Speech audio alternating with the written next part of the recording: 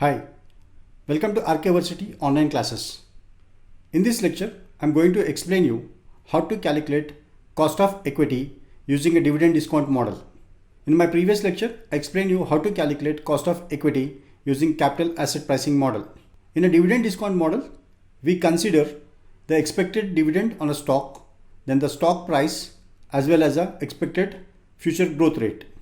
So using these three values, we calculate cost of equity. Now I'll explain you that with an example.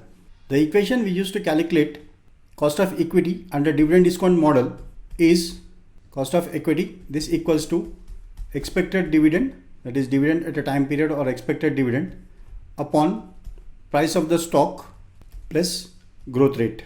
So here the stock is currently trading at $36.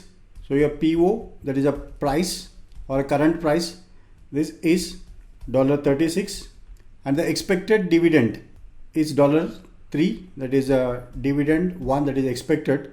This equals to $3, and the growth rate G is 5%, that is 0.05.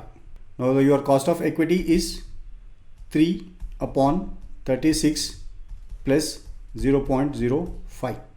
So this is 3 upon 36. This equals to 0.0833 plus 0.05.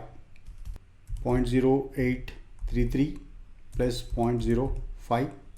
So that is 0.1333, or we can say that the cost of equity is 13.33% under dividend discount model. Now the same cost of equity you can use for a cost of retained earnings also. For an existing company, the retained earnings, that is cost of retained earnings, equals to cost of equity. This simply is calculating cost of equity under dividend discount model. However, the issue here is that estimating the constant growth rate is one factor, and the second one is the company pays a dividend. There are many companies which may not pay a dividend and they may not have a constant growth rate also. If these two are not there, then estimating cost of equity is difficult. In a capital asset pricing model, if a stock is not listed in an exchange, then you will not be able to calculate the cost of equity. Whereas in a dividend discount model, if a company is not paying a dividend or dividend growth rate is not known, then it is difficult to make an estimation of cost of equity. So many small companies or startups may not have these two, that is they are not listed in the stock exchange, neither they pay any dividends. In that case, you need to use a comparable company analysis. So in a comparable company analysis, you need to identify the cost of equity of a relative companies on par with the target company and consider that as a cost of equity. Thank you.